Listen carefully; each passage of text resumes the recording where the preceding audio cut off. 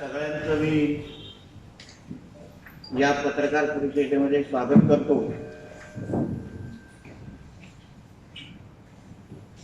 आज आपल्या महाराष्ट्रामध्ये ज्या चेहऱ्याकडे बघून लगेच धडकी भरते आणि त्यांनी जास्तच काय मोठा चूक केली असेल त्यांना हा चेहरा बघितल्यानंतर रात्रीही झोप लागत नसेल, ते आमचे भारतीय जनता पक्षाचे ज्येष्ठ नेते, माजी खासदार, आमचे मार्गदर्शक सन्मान्य किरीट सोमय्या साहेब हे आज आपल्या सिंधुदुर्ग जिल्ह्यामध्ये आलेले आहेत। मी माझ्या वतीने आमचे जिल्हाध्यक्ष सन्मान्य राजेंद्र तेलीजी असतील, गोट्या सावंतजी असतील आणि आमच्या भारतीय जनता पक्ष सिंधुदुर्गच्या वतीने मी सर्वात प्रथम त्यांचं स्वागत करतो आणि या पुढची पूर्ण पद्धतीने जी लढाई आहे महाराष्ट्रामध्ये किंवा महाराष्ट्र भ्रष्टाचार मुक्त व्हावा, गेल्या 2 वर्षापासून या महाविकास आघाडीच्या माध्यमातून जो एक भ्रष्टाचाराचं टोक गाठलं गेलेलं आहे, त्याला सर्वात मोठं आव्हान कोणी दिलं असेल? आज महाराष्ट्रामध्ये किरीट सोमय्याजींना 1 मॅन आर्मी म्हटलं जातं। त्याच किरीट सोमय्याजींकडे मी यापुढे पत्रकार परिषदेचे मी त्यांच्याकडे सुपूर्द करतो आणि त्यांनी आपल्याला मार्गदर्शन करावं अशी मी त्यांना विनंती करतो। जवळजवळ 11-12 कोटी रुपये बेनामी प्रॉपर्टी अनिल परबनी तयार केली आहे। सचिन वाझेकडून हप्ते आले होते, ते पैसा इथे वळवला आहे, याची चौकशी करावी याचा आदेश महाराष्ट्राच्या राज्यपालांनी दिला आहे। महाराष्ट्राचे राज्यपाल भगतसिंग कोश्यारी जी यांनी जून 2021 मध्ये लोकायुक्तांना जे संविधान घटनेत दिले त्याचा अधिकाराचा उपयोग करून याचा तपास करून ताबडतोब मला रिपोर्ट द्या निर्देश दिले आहेत। आता लोकायुक्त महोदय माननीय जस्टिस कानडे साहेब यांनी चार्ज घेतला आहे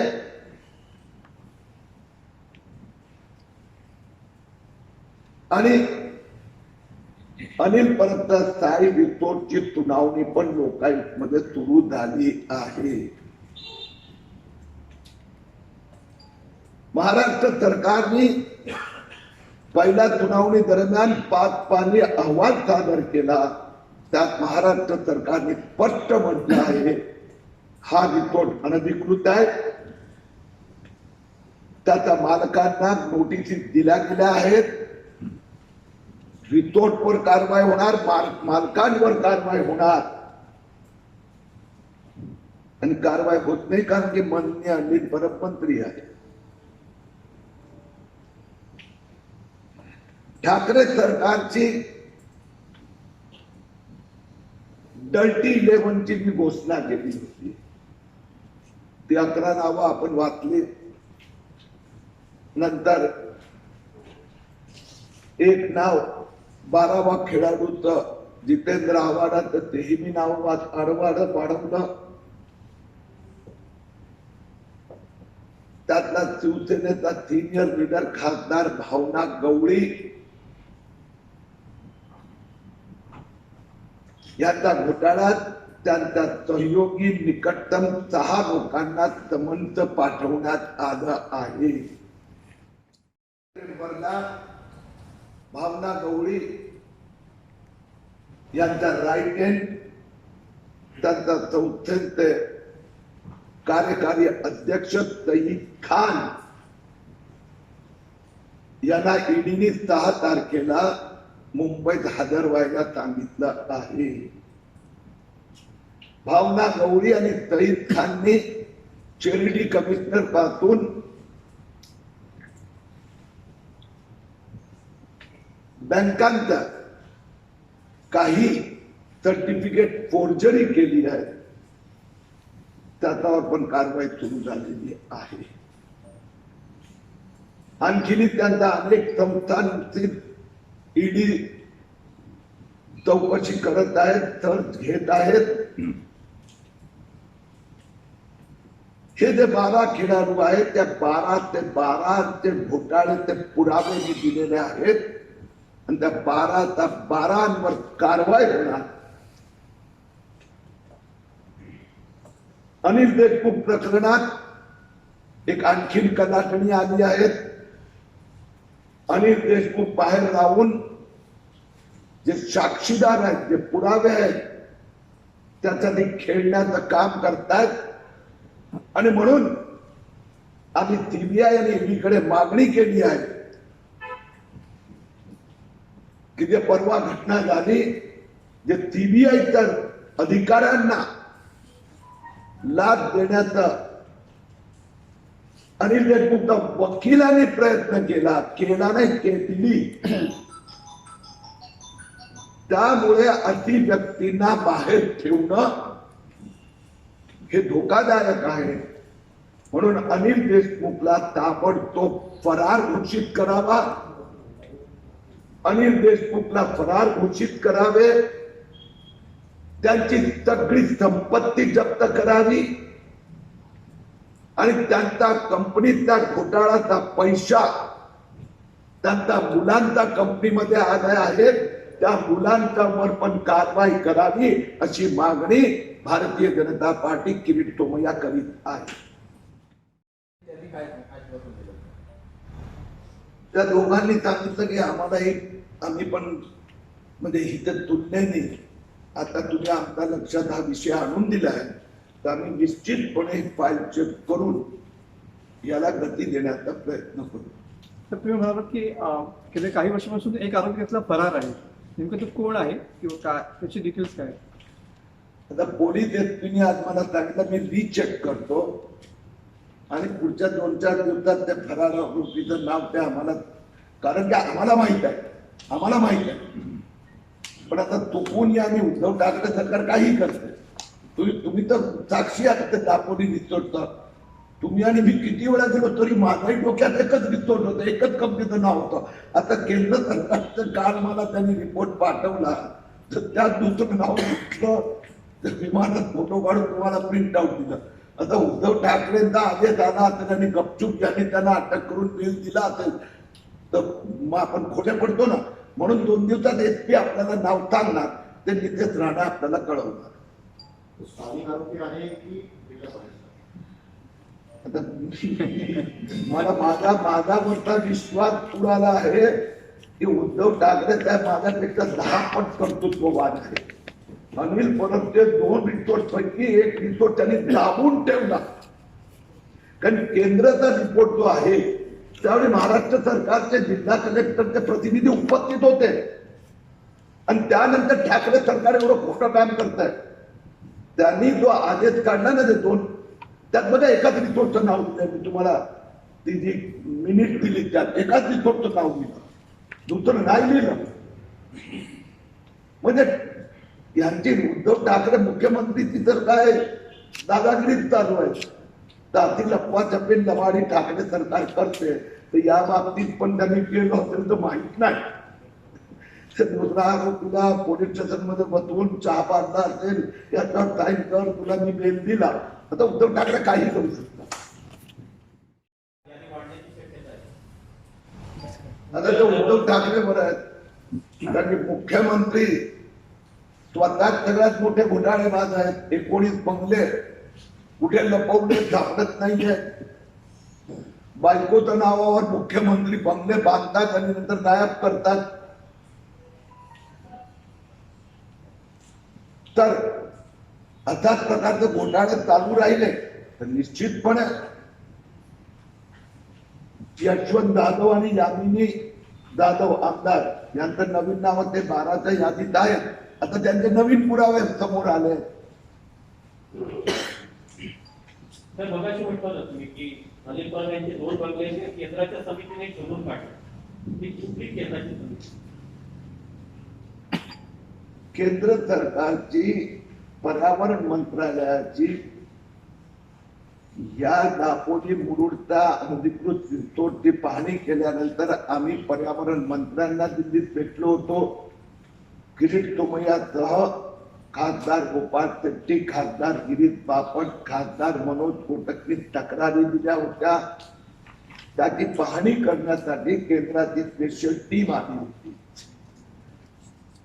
आणि ती टीम 2दा आली. कारण त्याच्यानंतर मिलिंद नार्वेकर आणि त्याच्या सोबत मी आपल्याला आणखी स्पष्टता करतो, हा परतचा दुसरा रिपोर्ट आज बाहेर आलाय. त्या आणखी 2 रिसोर्ट त्याच्या बाजूला ते 20,000 स्क्वेअर फीटच्या ते सीआरचे नो डेव्हलपमेंट झोन मध्ये आहे. ते पण केंद्राच्या समितीने महाराष्ट्र सरकारला कळवलं आहे. त्या रिसोर्टचे मालक कोण हे तोडण्याचं काम आता मी सुरू केलंय. कारण की केंद्र सरकारचा रिपोर्ट कालच माझा हातात आला. सध्या तर ते व्यवहार सॉरी, सध्या तर ते व्यवहार चालले. सध्यापर्यंत एक होता, दुसरा आज मी शोधून काढला. म्हणून सध्या 1+1 झाला. उरलेले 2 कुणाचे आहे याचा शोधतो. पवार साहेब, दुसरा जो बंगला आहे ना, तो त्याची नेमकी परिस्थिती काय आहे? किती स्क्वेअर फीट मध्ये आहे तो दुसरा बंगला? आता दुसरा रिसॉर्ट दुसरे 2 ना, हा, हे 18 ते 20,000 स्क्वेअर फीट. हे दुसरे 2 म्हणजे अनिल परबचे 2 तर आपल्याला माहित आहेत. अनिल परबांचा दुसरा रिसॉर्ट किती कुठला आहे? तो दुसरा रिसोर्ट तर त्या ठिकाणी महाराष्ट्र सरकारने लपवला होता म्हणून त्याला मेजरमेंट कळलं नाही. पहिला 18,500 17,500 प्लस स्क्वेअर फीटचा पहिला, ज्यात ते प्रॉपर्टी टॅक्स भरतात. अनिल परब गंमत अशी आहे, त्या मंत्री महोदय म्हणजे उद्धव ठाकरेचे मंत्री नका करू शकतात. ते म्हणतात माझा कोणता रिसोर्ट नाही. अनिल परबने मीडियाला 10 वेळा सांगितलं माझा काही संबंध नाही.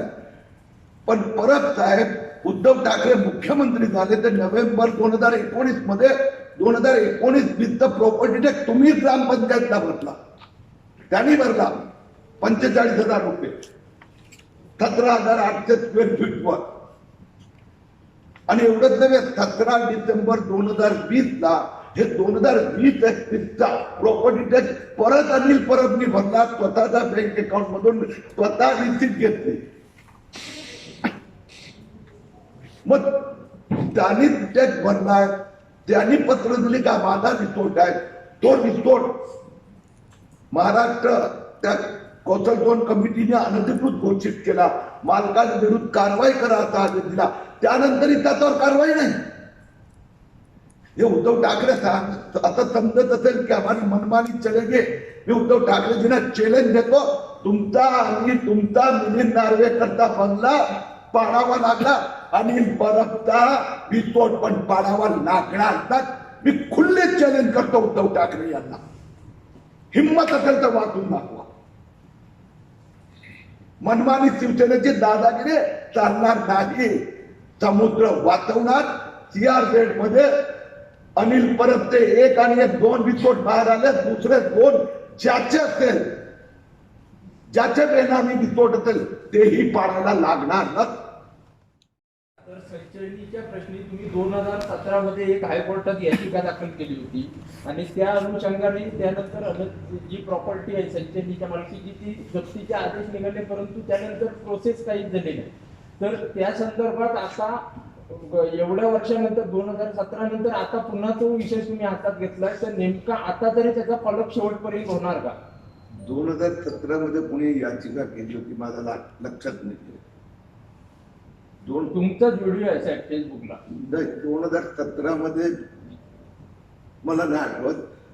माझी याचिका जी आहे हे पार्लमेंटच्या पिटिशन कमिटीला 2002-03 मध्ये मी केली होती आणि त्याचा जानेवारी 2004 मध्ये पार्लमेंट पिटिशन कमिटीने अहवाल दिला आणि त्याच्या अंतर्गत ती ऍक्शन झाली. ते 2002-03 आहे. 17 आलं तर चुकीचं आहे. याचा तुमचा ऐकण्यात चूक झाली किंवा मला बोलण्यात चूक झाली. 2002-03 ची आहे. मग आता साहेब त्या विषयात पुढे पडत काय होणार आणि ती प्रॉपर्टी जी बेनामी मालमत्ता होती ती जप्त करून संबंधित याचे पैसे परत रिफंड करण्यासाठी तुमचा पाठपुरावा काय राहणार? मी सुरुवातीतच सांगितलं ते परत एकदा सांगतो की गेल्या 2 महिन्यापासून नितेश राणेंनी मला अप्रोच केल्यानंतर दिल्लीत 2 बैठका झाल्या. राणे साहेब उपस्थित होते, वित्त अर्थ राज्यमंत्री डॉक्टर कराड ऑफिसर. आज मी कलेक्टर पोलीस एसपींना भेटलो. आम्ही महाराष्ट्राचे गृहमंत्री दिलीप वळसे पाटीलना भेटणार. एक पोलीस कारवाई जे ज्युडिशियरी मध्ये त्याचा पाठपुरावा करायचा आणि 15 वर्ष तारीखवर तारीख 4 आरोपी पैकी एक फरार आहे तर त्या फरारला ताबडतोब अटकवावी. दुसरी गोष्ट ती केस फास्ट ट्रॅक पद्धतीने चालावी. तिसरी गोष्ट जी प्रॉपर्टी जप्त करण्यात आली त्याचा ताबा घेऊन त्याचा विकण्यासाठी धडपड करणं. ज्या प्रॉपर्टी अजून बाहेर राहिल्या आहेत त्यांना जप्त करून त्यांना विकण्यासाठी धडपड आणि ते पैसे आल्यानंतर गुंतवणूकदारांमध्ये ते वाटून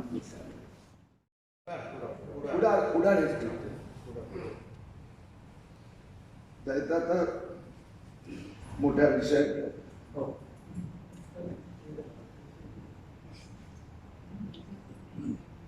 उद्धव ठाकरे यांचा मुख्यमंत्री कार्यालयात मुख्यमंत्री उद्धव ठाकरे आहे पण मंत्रिमंडळातले मुख्य मंत्री अनिल परब साहेब यांनी दापोली समुद्र किनाऱ्यावर एक नाही 2 अनधिकृत रिसॉर्ट बांधल्या आहे.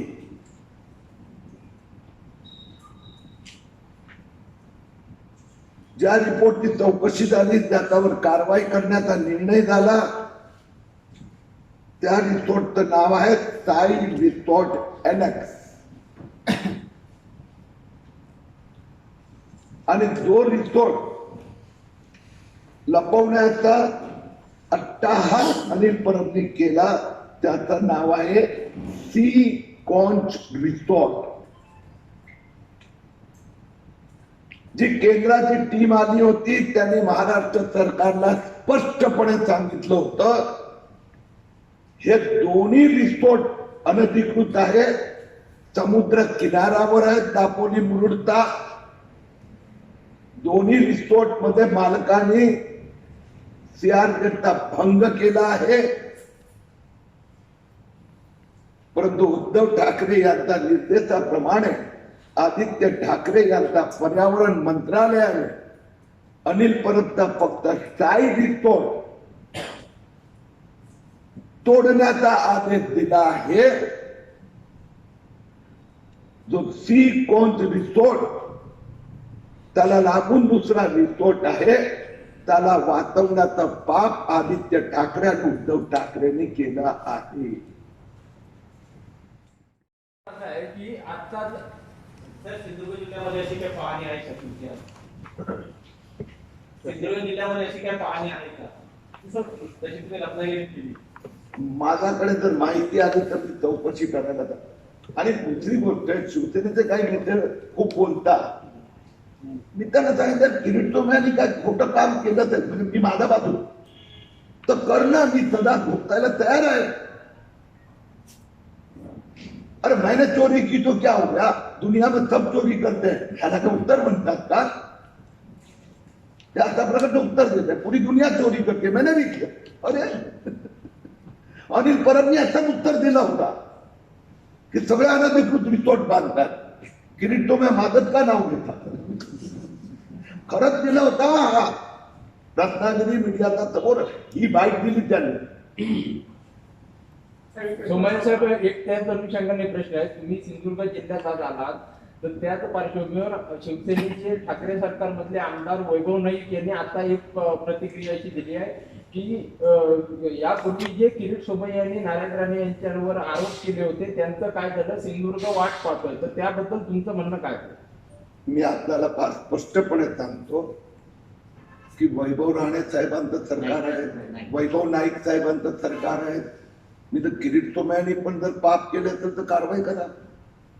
त्याचबरोबर साहेब, आमदार वैभव नाईक यांच्या विरोधात एसीबी कडे काही महिन्यांपूर्वी एक तक्रार झालेली माहिती उपलब्ध आहे 20 कोटी बेहिशोबी मालमत्ता असल्याबाबत. तर त्या संदर्भात आपण लक्ष घालणार का? सध्या माझा विषय आजच्या पत्रकार परिषदेचे मी मांडले, परत नंतर विचार. त्याच्यावर मी लक्ष सगळे ठेवतो. एकच विषय असा होता की काल तुम्ही मानकुजाच्या रिंग रोडला भेट देऊन ते काम योग्य नाही आहे त्या संदर्भात पोलिसांनी जो अभियंता आणि ठेकेदार त्यांच्यावर गुन्हा दाखल करावा अशी मागणी केली आहे. तर सिंधुदुर्ग जो आपला हायवे झाला आहे नॅशनल हायवे 66, तर ह्याचं जे काम झालंय ते बऱ्याच ठिकाणी योग्य रीतीने झालेलं नाही. तर जे आपले पूल आहे म्हणजे उड्डाण उद्योगाला जोडणारा जो बॉक्सेटचा भाग आहे तो कोसळला गेल्या वर्षीमध्ये आणि त्यापुढे काही झालं नाही. तर आपण आला तरी ती पाहणी करून संबंधित ठेकेदार आणि अभियंता यांच्यावर गुन्हे दाखल करण्यासाठी पोलिसांना सांगणार की काय करणार. काही काम तर ठाकरे सरकारसाठी राहू देऊया, काही काम तर ठाकरेजींना करू द्या. तुम्ही बाबासाहेब साहेब आला तर म्हटलं पण ते आता उद्धव ठाकरेंना काही काम तर करू द्या. त्या निमित्ताने तरी घराच्या बाहेर पण जर हायवेच्या कामात लक्ष द्या. ती आमची मागणी आहे. महाराष्ट्राच्या धरतीला या अनधिकृत बांधकामाचा रिसोर्टच्या पापापासून मुक्त करण्यात आलं.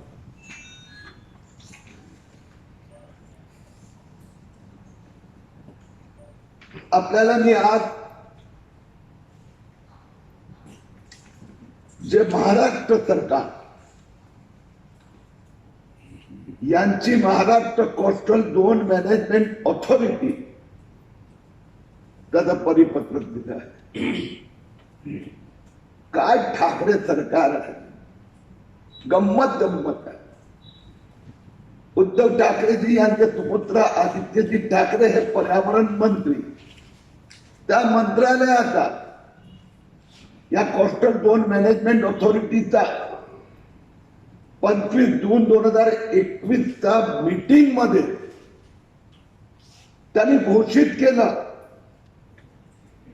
की अनिल परब यांचा स्थायी रिसोर्ट अनेक्स समुद्र किनारा मुरुड दापोली हा अनधिकृत आहे हे यांनी घोषित केलं.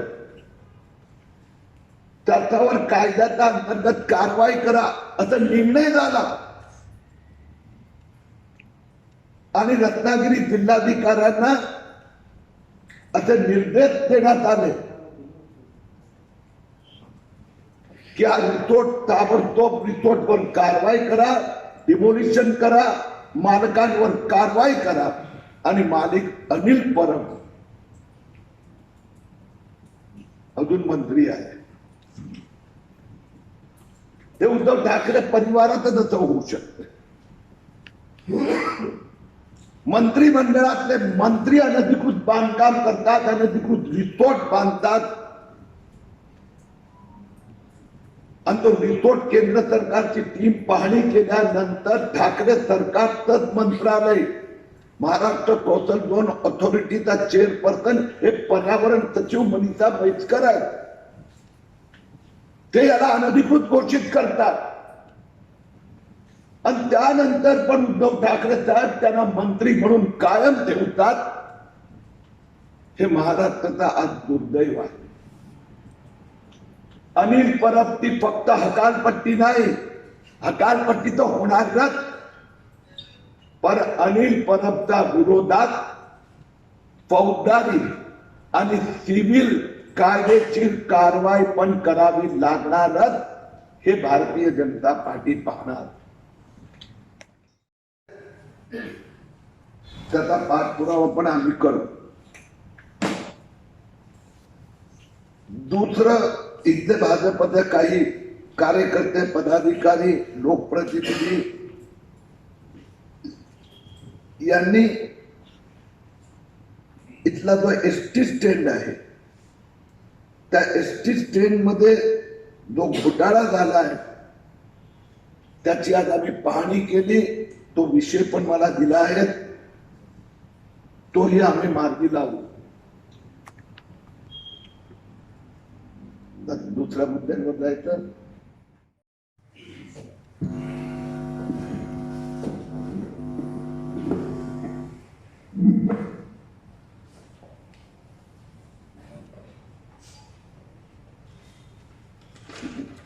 संचयनी सेविंग घोटाळा आज 15 वर्ष झाली. संचयनी सेविंग घोटाळा संसदेत मी उपस्थित केला होता. पार्लमेंटच्या कमिटीने रिपोर्ट तयार करून दिला होता. 2005 मध्ये याच्या संबंधी केस रजिस्टर्ड झाला. आमदार नितेश राणेंनी काही महिन्यापूर्वी मला पुन्हा एकदा या प्रकरणात लक्ष घालायला सांगितलं. आश्चर्य आहे, 15 वर्षात सिंधुदुर्ग न्यायालयात फक्त तारीख पे तवारीख एकदाही सुनावणी झाली नाही. आज आम्ही सगळ्या पदाधिकाऱ्यांसह जिल्हाधिकारी आणि SP यांची मुलाखत घेतली. संचयनीचे काय गुंतवणूकदार देवगड विभागाचे मला भेटलेत. दिल्लीत पण नारायण राणे साहेब, डॉक्टर कराड अधिकारी अशी बैठक झाली आहे. पुढील 100 दिवसात हा विषय आम्ही मार्गी लावण्याचा पूर्ण प्रयत्न करणार. आणि रत्नागिरी संचयनीचे हजारो छोटे गुंतवणूकदार 10, 15, 20, 25 वर्ष आपले पैसे परत मिळावे याची वाट पाहत आहे. मी गृहमंत्री दिलीप वळसे पाटीलला विनंती करणार आहे, 15 वर्ष झाले, आता ताबडतोब त्यांनी पोलीस प्रोसिक्युटर आणि पोलीस अधिकाऱ्यांना सूचना द्यावा की पुढील 115 दिवसात या केसचा निकाल लागावा. आश्चर्याची बाब असे आहे की 4 आरोपीपैकी एक सापडलाच नाहीये. जर सापडत नसेल तर त्याला फरारी घोषित करावं. यासाठी किरीट सोमय्या, नितेश राणेचा सोबत दिलीप वळसे पाटीलची पण भेट घेणार, DG पोलिसांना पण भेटणार. केंद्र सरकारने एकदा याची बैठक बोलवली होती. राज्य सरकारकडून स्टेटस रिपोर्ट मागितला आहे. एका बाजूला पोलिसी कारवाई, ज्यांनी लोकांचे पैसे बुडवलेत आणि 15 वर्ष केसच चालू दिला नाही, त्याचा पाठपुरावा. दुसऱ्या बाजूला गुंतवणूकदारांना पैसे परत मिळाले म्हणून जी संपत्ती जप्त झाली असेल किंवा जी संपत्ती जप्त व्हायची राहिली आहे त्याचा पाठपुरावा करून ती संपत्ती विकून छोट्या गुंतवणूकदारांना ते पैसे परत मिळावे. मोदी सरकारने 2019-20 मध्ये या संबंधी एक नवीन कायदा केला आहे. आवश्यकता पडली तर मोदी सरकार आणि रिझर्व्ह बँकेची मदत पण आपण यात घेणार.